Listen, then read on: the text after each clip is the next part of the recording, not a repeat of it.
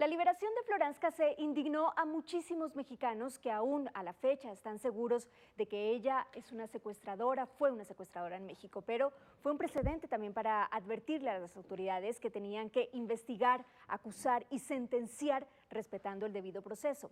En las próximas 2 semanas, la Suprema Corte analizará un caso muy parecido, el caso Alfonso Martín del Campo. Él lleva 20 años en la cárcel por el homicidio de su hermana y del esposo de su hermana. Él asegura que es inocente, que no se respetó el debido proceso, pero las 3 hijas de la pareja asesinada dicen que es culpable y que aunque las cosas se hayan hecho mal, no debe abandonar la prisión. Este es el inicio de esta historia.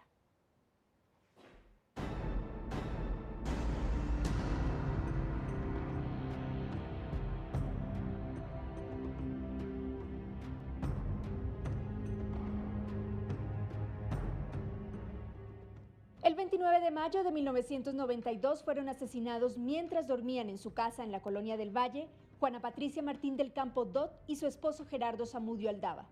A ella la asesinaron de 29 puñaladas y a su esposo de 35.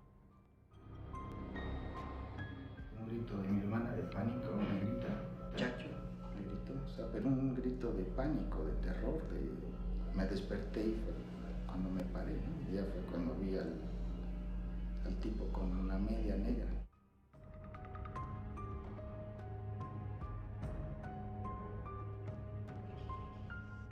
Alfonso Martín del Campo era hermano de Juana Patricia, vivía con la pareja y sus 3 sobrinas. Alfonso asegura que la noche del 29 de mayo del 92, unos sujetos enviados por la familia de Gerardo Zamudio mataron a su hermana, a su esposo y a él lo secuestraron, luego lo abandonaron en la carretera México-Cuernavaca y allí él pidió ayuda a la policía.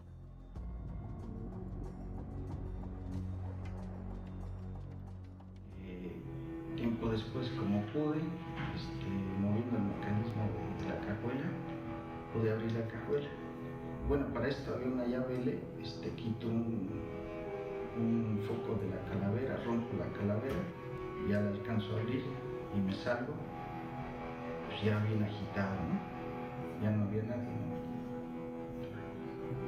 ¿no? Abro el coche, alcanzo a ver la bolsa de mi hermana, saco dinero que había ahí, ya cierro el coche y me voy caminando hasta que amaneció, ¿no? Me subo a un camión y llego a la caseta de cobro.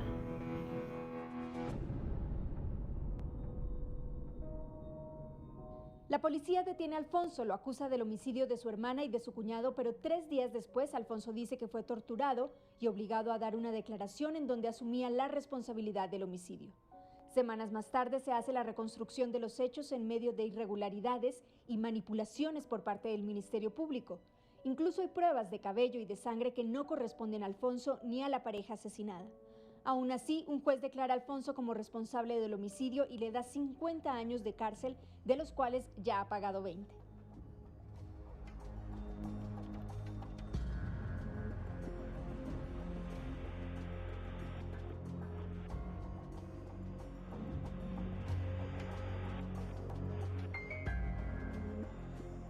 Como a los 2 meses me notifican que se confirmaba la sentencia. Puta, ya ahí fue cuando me cayó el 20, salgo de la notificación. Y pues ya, ¿qué onda? Y me pongo a llorar, ¿no? ¿Y ahora qué sigue, no? O sea, ¿cómo es posible que esto esté sucediendo? O sea, por donde le buscara no me cuadraba, no me checaba. Y bueno, pues, ya mis papás igual lloran y pues sin saber qué hacer, o sea, ¿qué hacemos? O sea, ¿qué hacemos? Pues un día se me ocurre decirle a mi abogado, oye, pues vamos a derechos humanos, ¿no?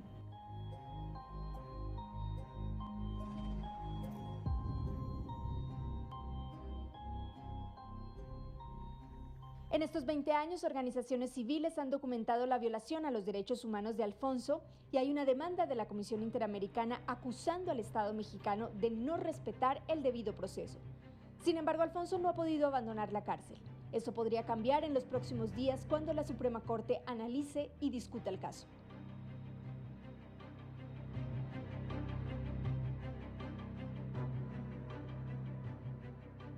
Pero moralmente Alfonso Martín del Campo enfrenta un obstáculo más. La versión de Fernanda, una de sus 3 sobrinas, que asegura que el 29 de mayo de 1992, cuando tenía 4 años, vio a su tío asesinando a sus padres.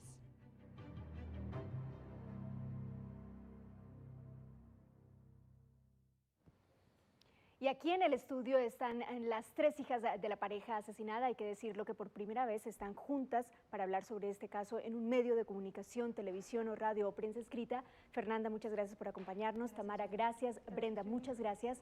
En las próximas semanas la Suprema Corte estará discutiendo este caso y podrá decidir si Alfonso queda libre reconociendo su inocencia, y porque también ha habido muchas fallas durante todo el proceso. ¿Qué sentirían si eso llegara a suceder así tal cual? En este caso hipotético, queda libre Alfonso Martín del Campo, su tío. Pues mira, es algo muy indignante, o sea, a mí no me va nunca poder decir que no. Yo vi cuando él asesinó a mis padres. Fue algo muy, al día de hoy es algo que creo que a las 3 nos ha marcado de por vida. Creo que si me dirían que va a salir libre y con un reconocimiento de inocencia es muy fuerte, porque esta historia nunca, llevamos 21 años y nunca ha terminado, no termina. Las víctimas en México, en este caso nosotras las hijas, no tenemos paz, o sea, no hemos tenido paz porque sigue vigente y no, igual y con palabras no te puedo explicar la rabia que sentiría de ver libre al asesino de mis padres. Tamara, en tu caso, tú no viste Alfonso, a tu tío, como asegura Fernanda, que lo vio asesinar a tus padres, pero ¿tú estás segura que tu tío es culpable? Mira, Yuli, en casa nunca se habló del tema porque afortunadamente fuimos criadas con la familia de mi padre.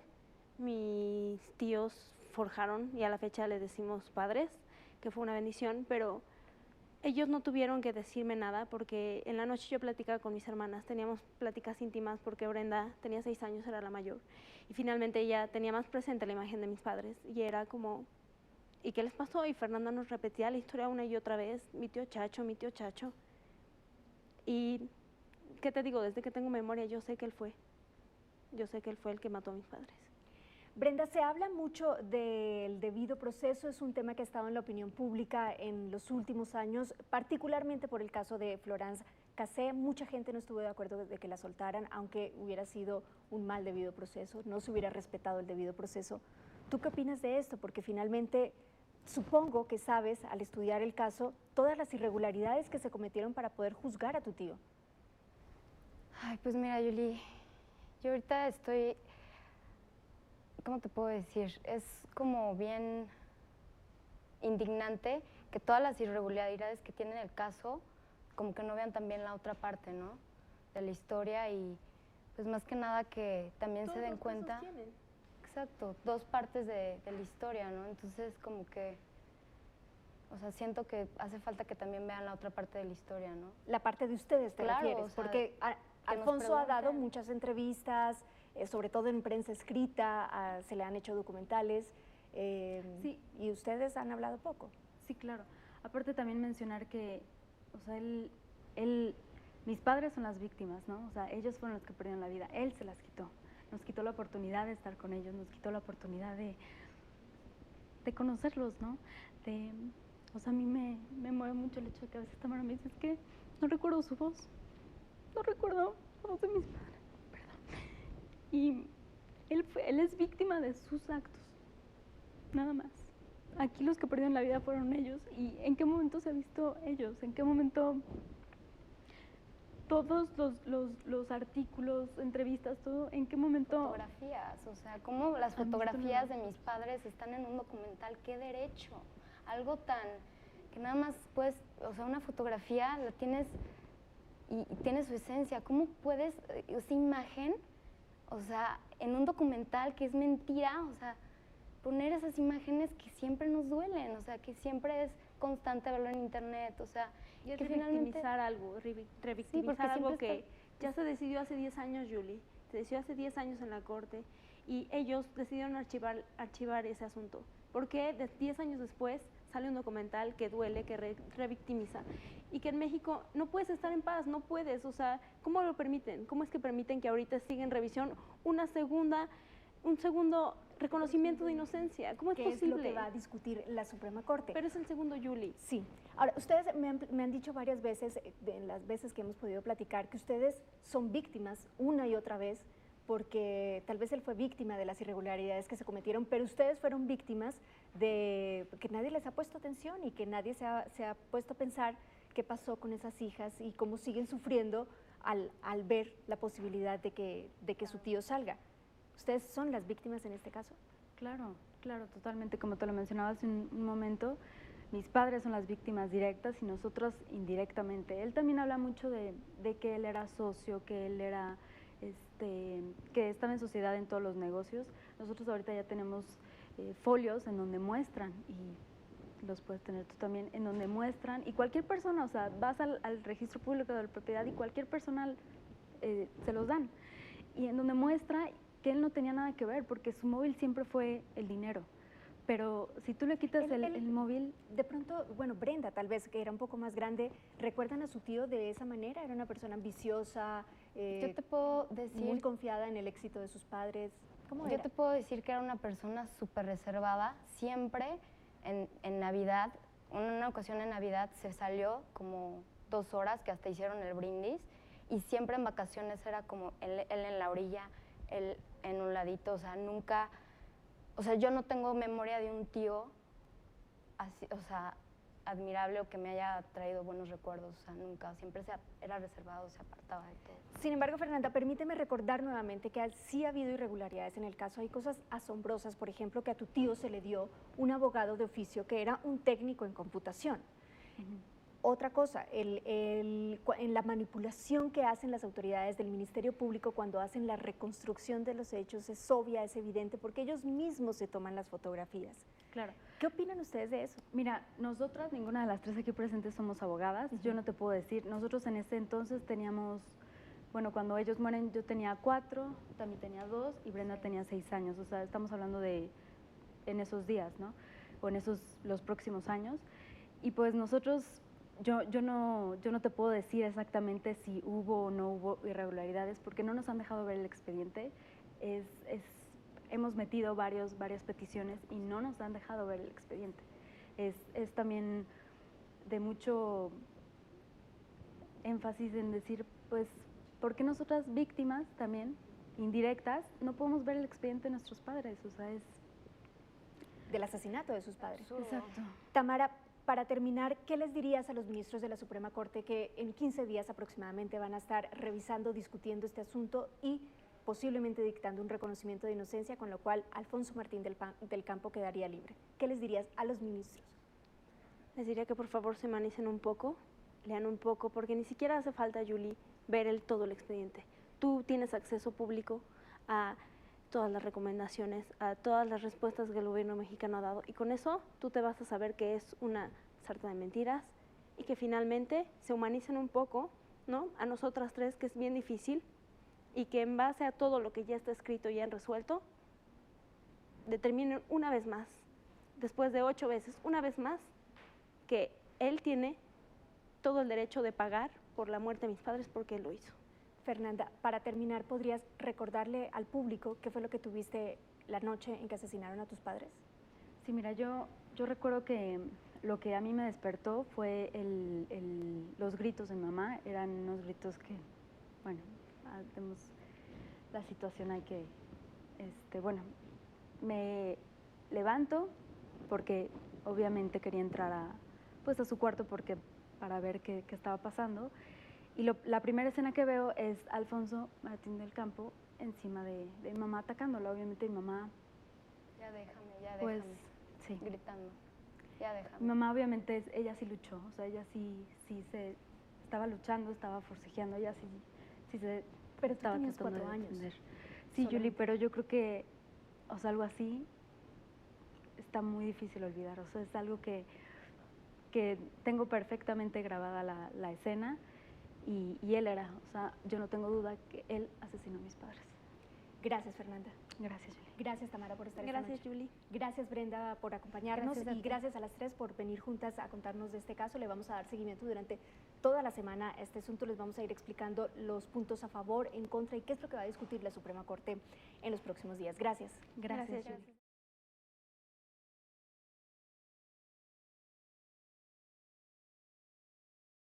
Bueno, ayer conocimos la versión de las sobrinas de Alfonso Martín del Campo, que ellas aseguran, este caso en donde ellas aseguran que su tío sí fue la persona que asesinó, que mató a sus padres, a su mamá y a su papá.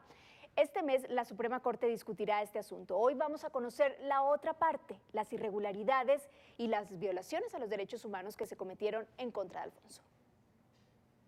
Mis padres son las víctimas, ¿no? O sea, ellos fueron los que perdieron la vida, él se las quitó. Nos quitó la oportunidad de estar con ellos, nos quitó la oportunidad de conocerlos, ¿no? O sea, a mí me mueve mucho el hecho de que a veces Tamara me dice, es que no recuerdo su voz, no recuerdo la voz de mis padres, perdón. Y él es víctima de sus actos, nada más.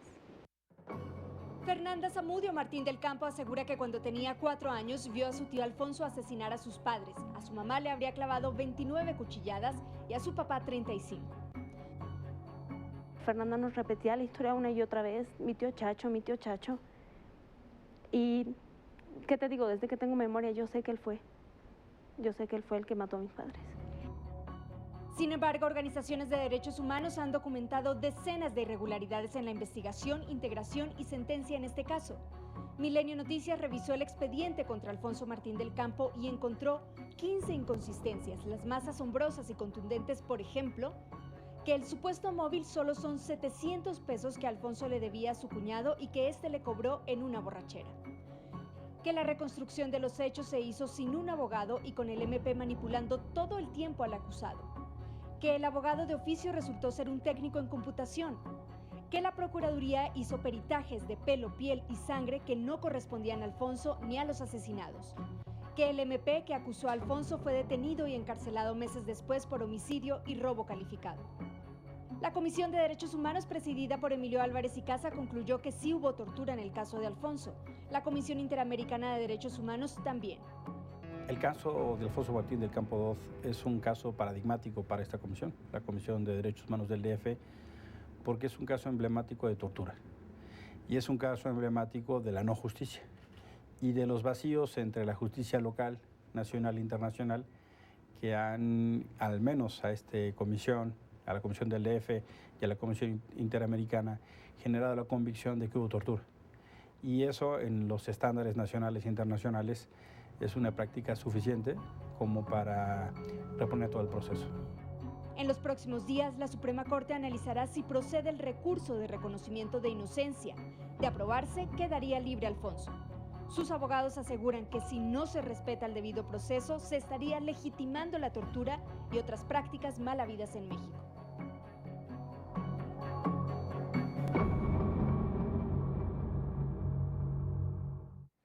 Está con nosotros el abogado de Alfonso Martín del Campo, Alex Méndez. Alex, buenas noches. ¿Qué tal? Buenas noches. Gracias por acompañarnos. Alex, tuvimos muchas reacciones después de la entrevista que realizamos ayer con las sobrinas de Alfonso Martín del Campo, donde la gente, por supuesto, estamos mostrando las irregularidades que se cometieron. El abogado defensor era un técnico en computación, había otro tipo de irregularidades, por ejemplo, nunca se le preguntó de entrada, no se le permitió hablar. Bueno, hay un sinfín de irregularidades. El asunto es que la gente dice, pregunten también, Alfonso, varias cosas que no entendemos. ¿Cómo logró él escapar de la cárcel?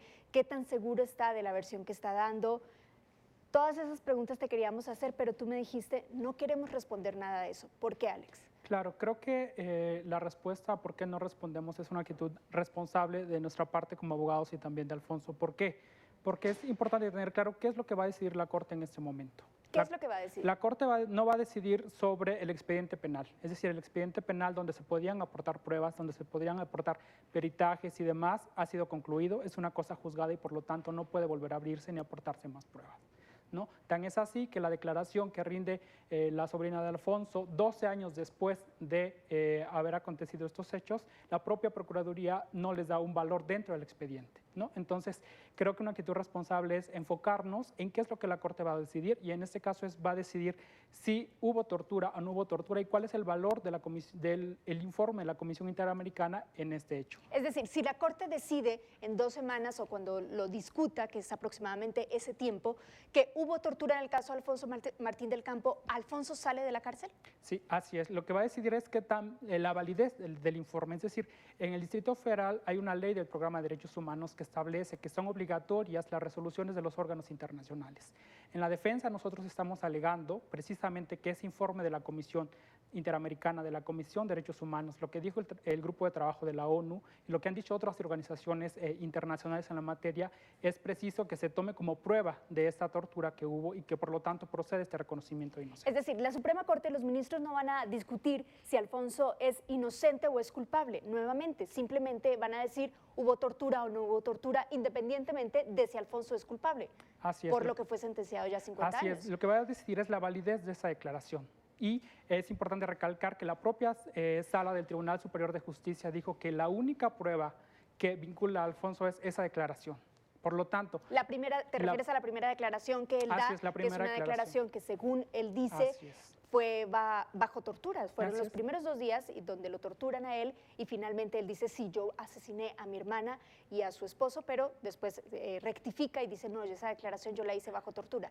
La Suprema Corte, lo reitero, si decide que hubo tortura en el caso de Alfonso Martín del Campo, Alfonso sale. Alex, ¿esto no nos mete en el mismo dilema que hemos tenido durante los últimos años en la opinión pública? ¿Puede salir libre una persona que podría haber sido asesino? Pues yo creo que el hecho del respeto al debido proceso no es una garantía solamente para los que están en prisión, es una garantía para todos y para todas como ciudadanos de que eso no nos puede suceder a nosotros o podemos responder ante ese tipo de agresiones. Es decir, ciudadano es un ciudadano más como todos nosotros que podemos estar en ese mismo lugar. Pero ¿qué pasa con las otras víctimas? Es decir, ayer veíamos a las niñas llorar y la gente estaba indignada con esto. Sí, claro. Nosotros no negamos que sean víctimas de toda esta violación de derechos humanos. Evidentemente son víctimas, como también lo es Alfonso, pero víctimas de un sistema de procuración de justicia que no investiga o no investiga conforme a las reglas del debido proceso y de un Tribunal Superior de Justicia del Distrito Federal que se niega a reconocer los errores del propio gobierno del Distrito Federal en la investigación de este tipo de delitos, ¿no? Recordemos, precisamente las comisiones de derechos humanos surgen como respuesta del Estado a una práctica de tortura tan difundida en nuestro país, ¿no?